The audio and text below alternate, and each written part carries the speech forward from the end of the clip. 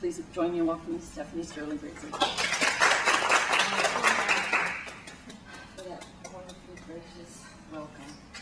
I so appreciate you all being here on a Friday. It's towards the end of the week, and I could potentially be tired, but looking at your faces is an energizing factor for me, and I'm really excited about being here today because what you are doing really serves as a model to other campuses throughout the CSU as well as throughout the nation, because it is you who are essentially going to be those who implement and carry forth the philosophy and concepts of information literacy so that we produce, both here in California and beyond, knowledge workers and students who understand the importance of information in this really information-rich and often information-glutted society. So what you're doing here today, you know, I'm horrible with those analogies and stuff, but the pebbles skip across the water or do whatever they do, but they reverberate throughout. So before we get started into the meat of our session today, I would like you to go around and introduce yourself and tell from which department you are. And who would like to start? Cricket Parks and Mercy. Sorry, did you say it again? Cricket Parks and Mercy. Dorothy Fraser, nursing. Jen Lee, library. Ellen Lipp, linguistics. Sandra Lee, linguistics. Bang, librarian. Amanda Dinscore, librarian. Tony Lime, English. Allison Coyo, librarian. Jen Ivy, psychology. Mike Hoffman, psychology. Christine Edmondson, psychology.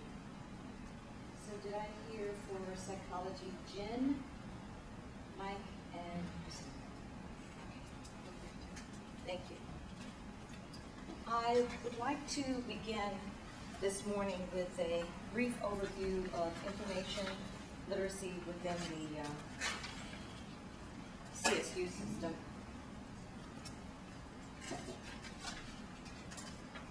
Basically, the CSU has been a pioneer and leader with both the information literacy or competency arena as well as the information and communication technology or ICT digital literacy movement.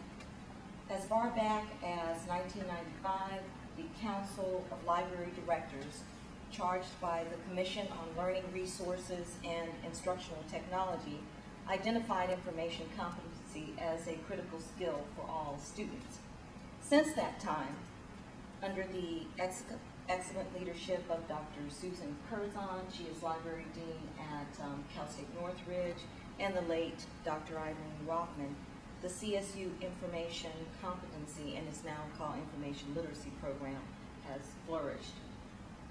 So in terms of integration of information literacy into the curriculum, that has been the primary focus, and faculty development workshops have been held to increase awareness of both information literacy or competency. A hallmark of this program has been the Information Competency Grant Program, which enabled librarian and discipline faculty teams to forward information literacy goals at the program, departmental, and course levels. Work has been done on writing departmental learning outcomes, integrating information literacy into first-year experience and GE programs as just a few examples of what has gone on. Assessment has been a major focal point of the information literacy or competency program within the CSU, and again, we have been pioneers in this area. One major project was a scenario-based assessment project that was undertaken in, I think it was 2000, and that has formed the basis of other assessment projects that have been done on academic campuses throughout the nation. And then in terms of information and communication technology literacy or information, it's information literacy, you could see, is an umbrella for ICT literacy, or sometimes it's looked at as the other way around. The CSU was a major partner with the Educational Testing Service to create an assessment tool to assess the information literacy proficiencies of students throughout the nation and the world. It is now called, the assessment tool is now called iCritical Thinking, and is being used by some libraries within the CSU, but really throughout the world. In national and international arenas, information literacy is known by several names. I've mentioned a few: information literacy, information competency, ICT literacy, ICT digital literacy, but by whatever the name, it has really gained both national and international prominence over the last 5 years. Examples include UNESCO, which has been involved in promoting information, ICT literacy, and digital literacy.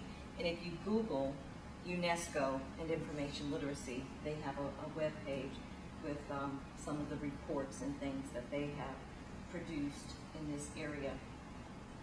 At the national level, last October, President Obama issued a proclamation for National Information Literacy Awareness Month, and that was a big boon to our cause, as we say, because it was a recognition that in this information society, the importance of an informed citizenry, understanding how to locate, evaluate, and use information is very important. And then at the state level, recognizing again the importance of ICT digital literacy, Governor Schwarzenegger issued Executive Order S0609 to establish a framework for ICT digital literacy. And that task force, they completed their work, I believe, in late spring. So now there is a policy framework at the state level that can be moved forward to an action plan. So because of the work of the CSU in the last 15 years, we are really well positioned to make further progress for information and ICT digital literacy. Any questions or comments about that? So now, with that background, I'm going to turn to our workshop activities for today. And Monica, you're going to be the reporter. Although we did provide you with an agenda in your packet for this workshop, this is your workshop. And so the needs that you have should be a driving force in what we do and what we accomplish today. So I would like you to just think about it and shout it out and tell us what you expect to receive from a workshop with this title and what you would like to take away from this workshop. Ideas for assignments.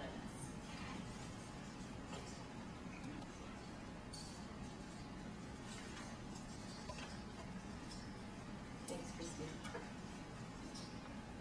Also, I want to increase my own knowledge and understanding of information literacy.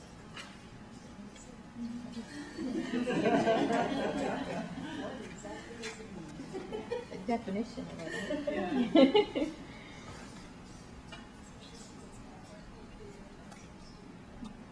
Ideas for incorporating information literacy tasks at different levels, for freshmen versus sophomores, where there are different levels of complexity involving reading, analysis, and writing.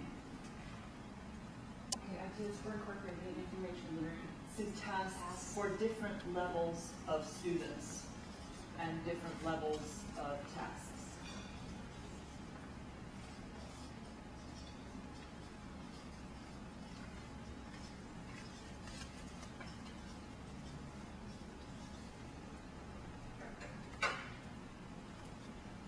I think the nursing mom was talking about we have this one of our outcomes, critical thinking. And so part of this is we get to start at the beginning and then see what happens in our graduate program. And I can't imagine that this isn't going to help us add ideas and assignments that will move us along that. I don't know, you could put that down. I know, I'm trying to. It's okay. I know what. Does that tie in with your accreditation cycle? Because I know with cricket and IB, We are being accredited, yes, but it's, you're really, it is one of ours, it's part of our SOAP plan, so even if we weren't accredited, we would still be. what's that critical thinking?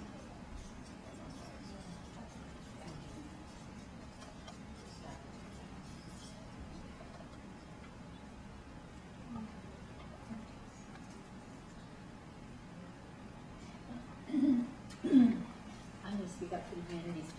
I'm particularly interested to understand the place of IL in the humanities.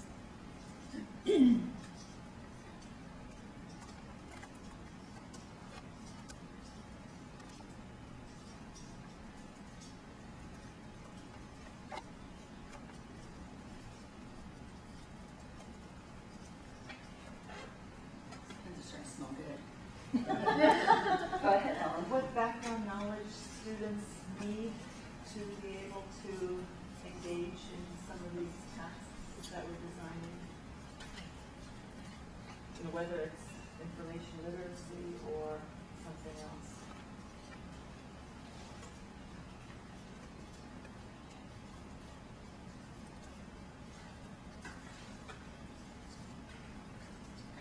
Maybe background knowledge and technology that students need.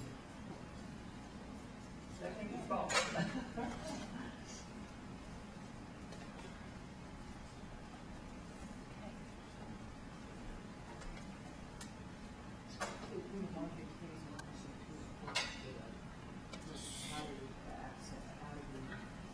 Incorporate information literacy when it's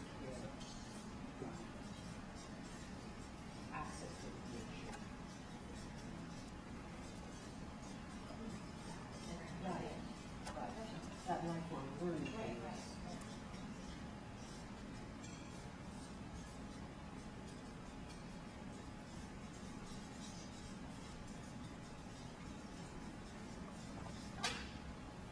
Would that be right? Yeah. When you're seeing a patient and you need to access literature, access knowledge, how do you get how to critically, very rapidly be able to determine good. So basically how to carry your information literacy skills beyond Right. being a student. Well, into and the our real students world. are also out and seeing patients, so. It's right. Places where I think we might do this so that I don't forget. Okay, go. Sandra. How to organize progressively more complex assignments.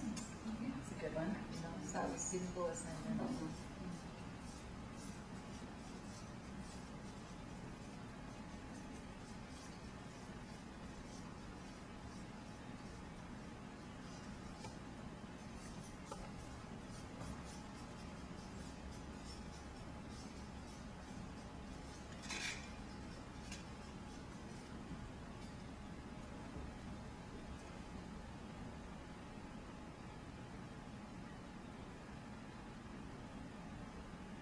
Anything else? That's a fabulous list, and from what I can see, we will touch upon all of these, and some of them, especially with Sandra's, the last one, the progressively complex assignments, we can build a foundation for that today, but as you work in your librarian teams, that will, we'll see more work in that area. Okay, thank you. We will be returning to these topics throughout the day to see how we're progressing on those.